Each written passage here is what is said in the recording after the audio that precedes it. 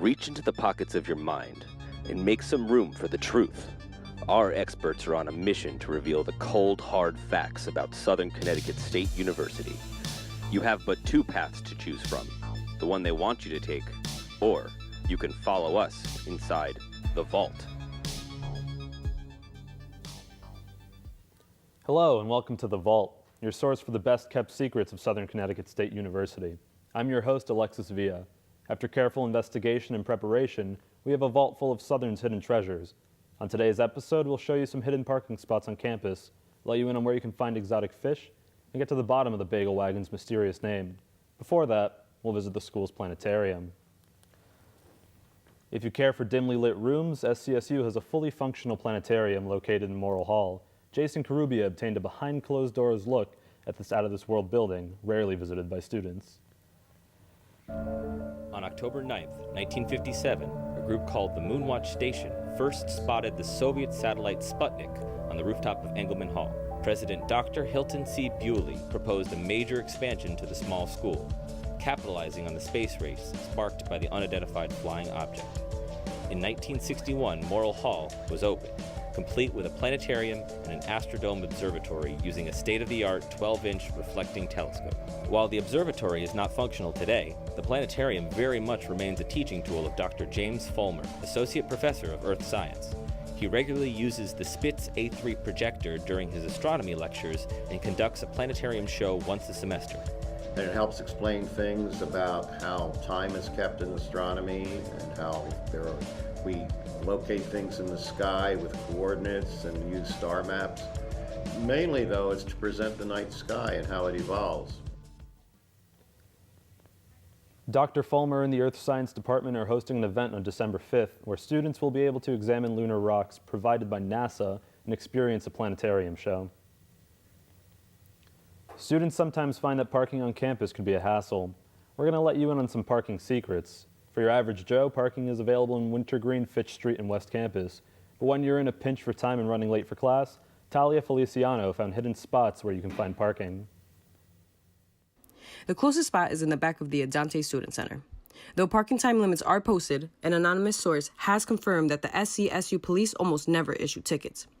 For those of you that have classes at or around Earl Hall, you're able to find parking there after 4:30 p.m. and at the parking lot right across from the School of Business.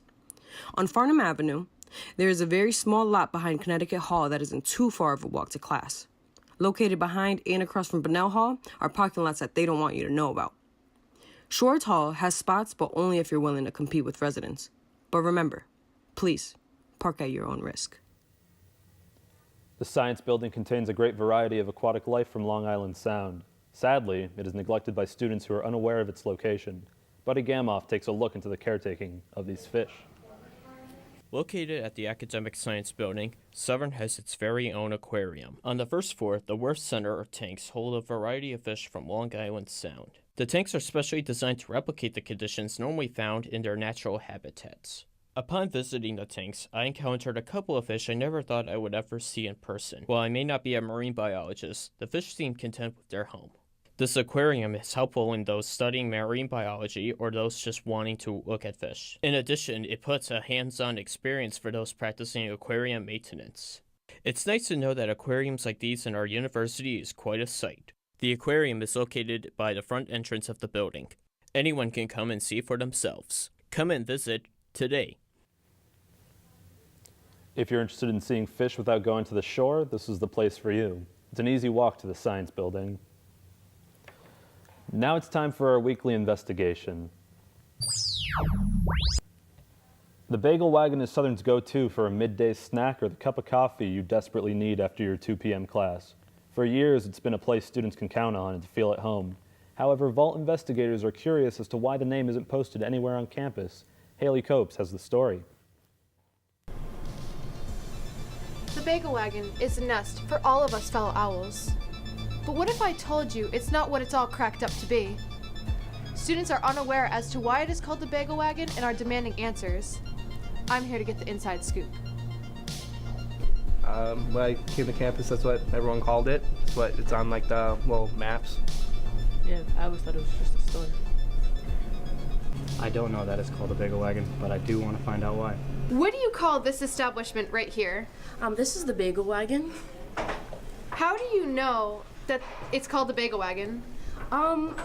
Mostly because I hear people say it all the time. I really never saw anywhere it was called the Bagel Wagon. Is this a joke?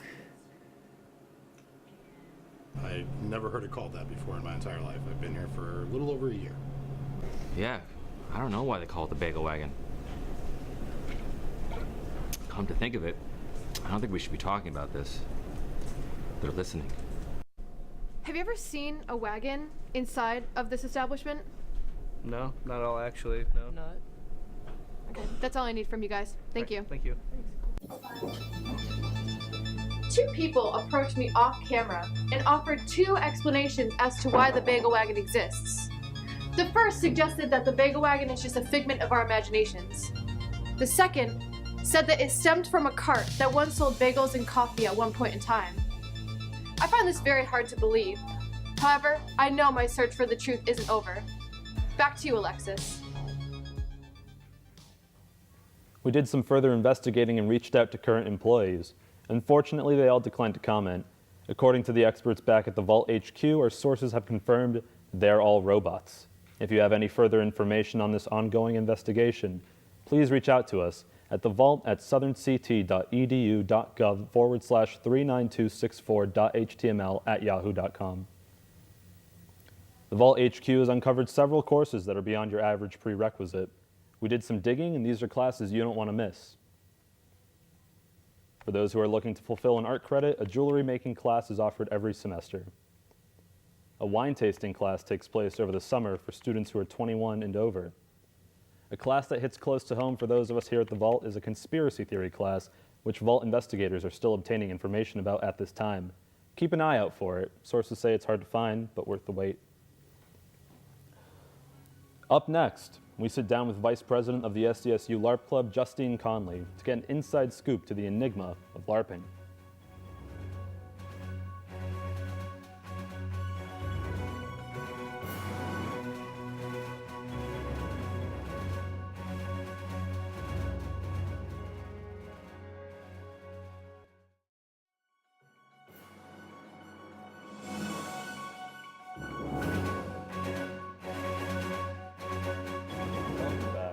Inside the vault with me is Justine Conley, Vice President of the SCSU LARP Club. Justine is here to unmask the world of LARP and recruit students to join the club. Now, Justine, could you explain what the heck LARPing is, please? So LARPing is an acronym turned verb. It stands for live action role play. And in essence, it is improv acting mixed with combat, which is a sport, mixed with costuming and makeup, which is art. It's just all of the above. Well, that sounds pretty intense. Now, how did you get into LARPing?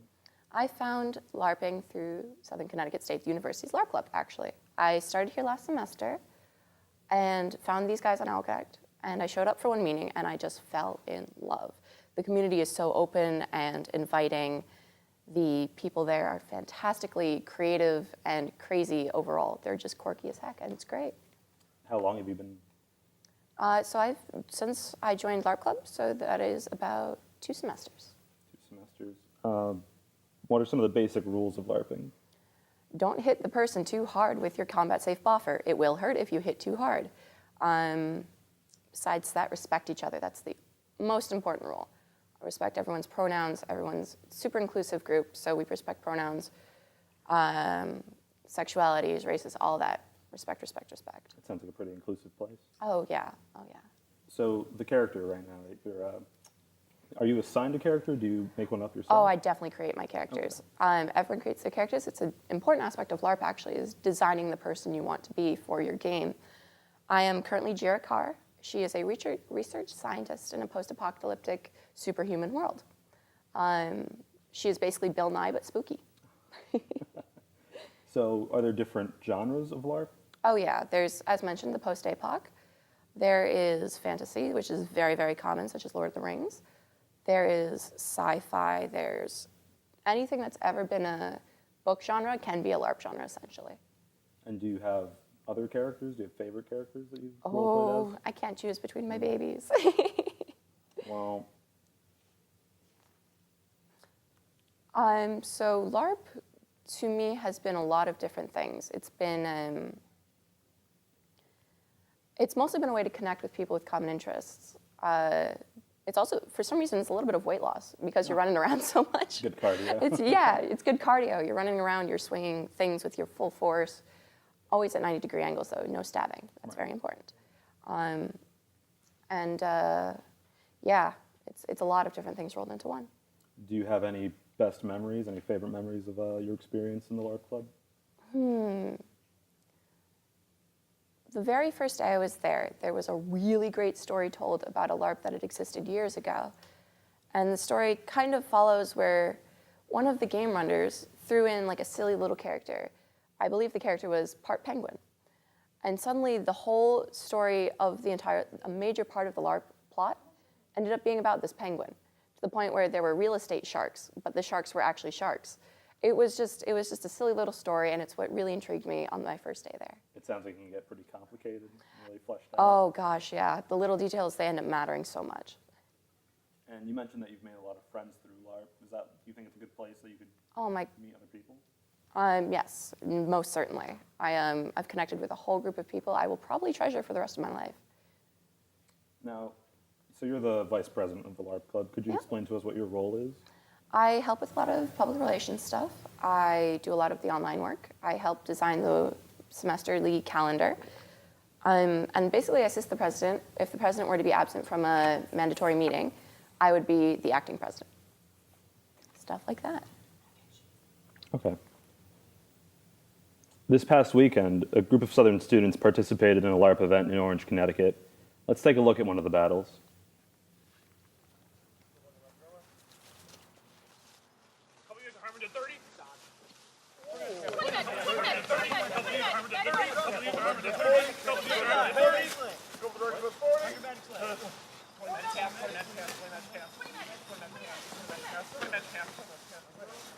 So Justine, could you explain what's happening in this scene? Well, we've got a combat scenario here. We've got shields raised and boffers flying, and I saw some spell packets, which if you land that spell packet, you just cast a spell on someone. Big part of combat right there. Sounds spicy. For sure, for sure. So back on the topic of characters, how did you come up with your character? So I didn't realize this, but I accidentally designed her to be like one of my favorite research examples on TV.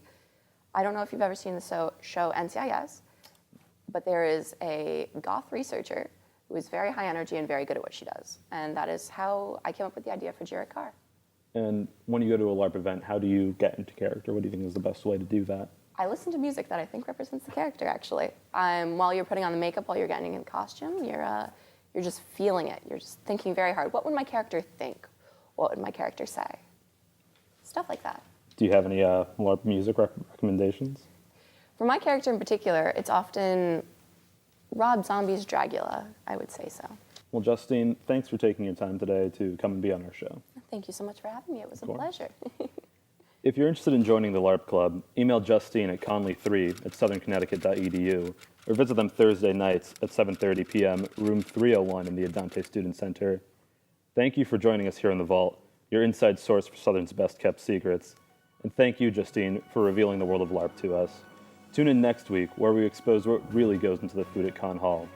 Have a good night, and remember, you didn't hear it from us.